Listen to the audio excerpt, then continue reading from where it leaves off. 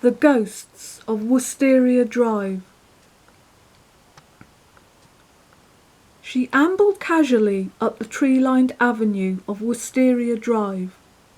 The beech trees fluttered in the spring sunshine, and the gentle caressing wind fingered the tall branches.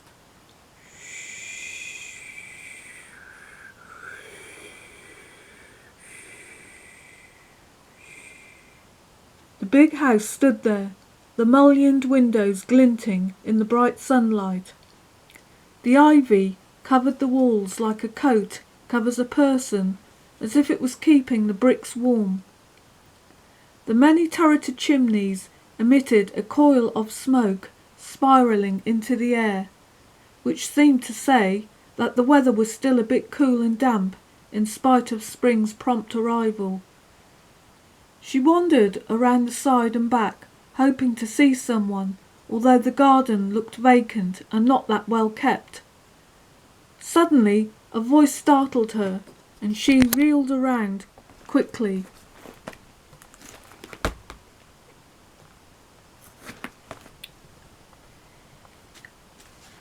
"Can I help you?" "Oh yes," Bernadette said. She stood facing a tall, elegant woman with black hair pinned into a bun and with rather refined features. "I'm looking for the owner of the house," Bernadette said nervously. "Well, the owner is out, but I am the housekeeper," the tall lady said. "Well, I've just come to say hi, as I'm new to the area, not long moved into Bluebell Cottage. I was hoping to meet my new neighbours here at Wisteria Drive." "Oh yes," the housekeeper said. "He loves to go hunting and fishing, Mr. Deville. He goes with the hounds upon the moors every month on his horse, Ray Star, and fishing in the local river Derwent." "Oh, how nice," Bernadette said, not liking either fishing or hunting. "Well, I'm not into any of those things," she said nervously. I work as a secretary in the local estate agents in Brooktown." "I'll pass it on to Mr. Deville," the housekeeper said suddenly and sternly, as if something had annoyed her. "Well, I'd better be getting back," Bernadette said, realising by glancing at her watch that the time had been ticking away and she only had a day off. "Nice meeting you, Mrs. Hawkins, housekeeper to the Devilles," the tall lady said. "I shall pass the message on that—" "Bernadette Wiseman," said Bernadette hurriedly. "That you called in," said Mrs. Hawkins. "Thank you. Perhaps I can meet him next time," Bernadette said. "Maybe," the woman said. Bernadette felt somehow uncomfortable in the strange woman's presence. She looked somehow wan and lacking of iron. Her eyes were dark and piercing and seemed to burn holes into Bernadette. Her outfit seemed to look out of place, old-fashioned, almost from the 1960s. Days later, Bernadette was ready to leave home for work at the estate agents in Brooktown. The postman was doing the usual postal rounds, and so Bernadette managed to waylay him and mentioned Wisteria Drive and her new neighbours up the lane. "Neighbours? Why, that house has been closed, shut tight for at least 10 years. No one has lived there for ages. It was involved in a bad fire, and builders had to rebuild part of it as the stables and right wing burnt right down to the ground."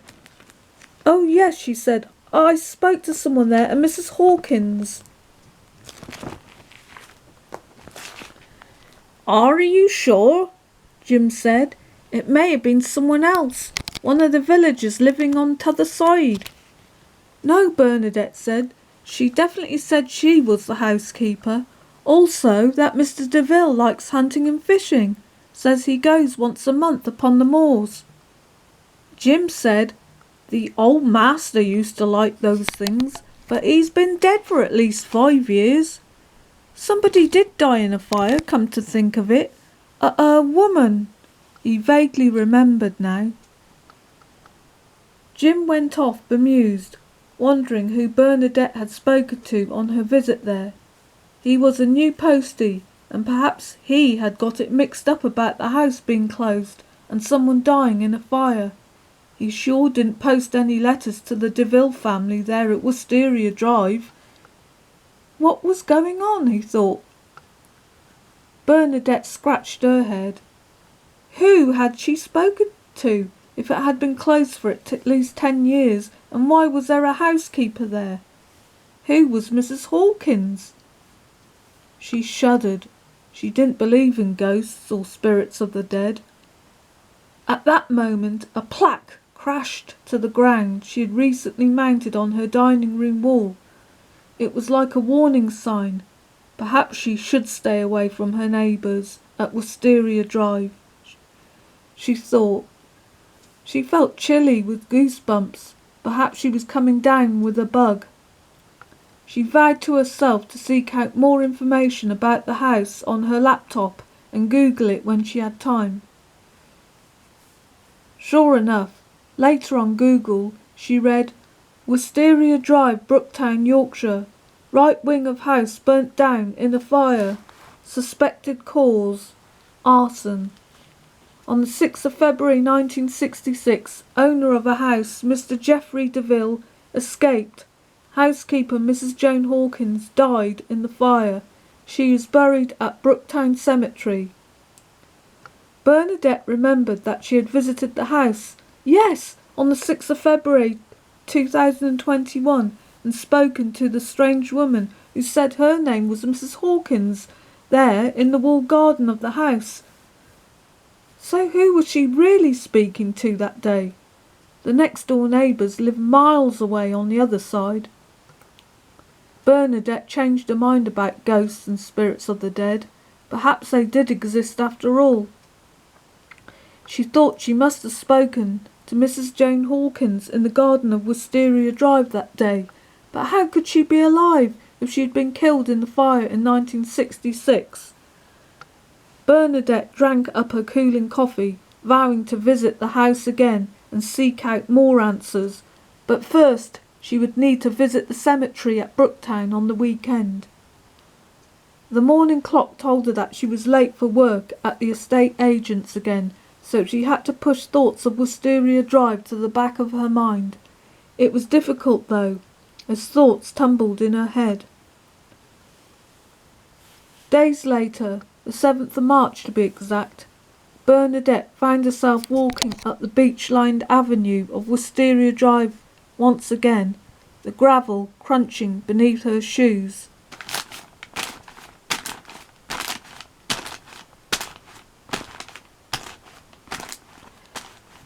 The weather was bracing, cool, but with sunlight streaming through the yellow-tinged clouds, which hinted of better weather to come. She felt apprehensive and tense, half expecting to see Mrs. Joan Hawkins appear, or even Mr. DeVille, even though they had both been dead for at least 5 years. She clutched her golden crucifix hanging around her neck just to ensure it was still there. Her beliefs had now been shattered into a million pieces. She had breathed not a word to anyone at work since that day in February, when she had witnessed Mrs. Hawkins, or at least the ghost of Mrs. Hawkins. The only one who knew about it was Jim the postman, and he had soon forgotten about her musings. As she walked up to the big house, she swore she saw a light glowing at one of the mullioned windows. It glinted like a tea-light candle glows in an oil burner, and then the light vanished. Strange, she thought. What was that? She reached the door, her throat now parched and dry as sandpaper. She tried the door handle. It was locked. Then she sounded the large iron door knocker. Tap, tap, tap, tap. She waited expectantly for someone. to answer. The building looked vacant and uninhabited, the garden still wildly overgrown. She looked at the right wing and could see no sign of any fire damage, but it did seem a mismatch with the rest of the bricks, which were red. This would tally with the fire damage and the story of the fire that she heard and read of, a fire burning the right wing to the ground. "Hello," she said, becoming impatient. Nothing. She walked around the side and back, peered through the tiny dusty panes of the mullioned windows. She couldn't see much. No one was there. She thought it must have been a dream, seeing the strange woman, Mrs. Joan Hawkins, back in February. There was certainly no one around any more, least not today. No sign of human habitation, no smoke. Everything seemed abandoned and just left. Dirty window panes, overgrown garden, weeds. She had read it had been shut for at least 5 years. Someone had told her that the DeVille son had wanted to repossess the house again, do it up and sell it, but he was abroad on business. His name was Anthony. No one here, she thought. She decided to get back home, as she was now just wasting time hunting around for someone. Perhaps she'd dreamed the whole thing up. The woman, Joan Hawkins, had been a figment of her imagination. She couldn't find any explanation. You can't speak to the dead, surely. However, her laptop had given her the answers. She turned to retreat back up the driveway of beech trees. They seemed to be whispering her name in the wind. Bernadette, Bernadette, Bernadette. Flames began to lick at the right wing, bright orange, then suddenly disappeared. No smoke left behind. No luck this time seeing anyone at Wisteria Drive, she thought. However, because her back was turned, she had failed to see the figure of a tall woman pass by the window upstairs, screaming out and carrying a candle in her hand. Clawing then at the windows. In the stable, blocked to the side, a horse was saddled up, tied to a ring. It was eagerly stamping on the ground with its hoof. Its name, Ray's Star. Fly fishing rods lay heaped up in another corner of the stable, almost poised, ready and waiting to be used.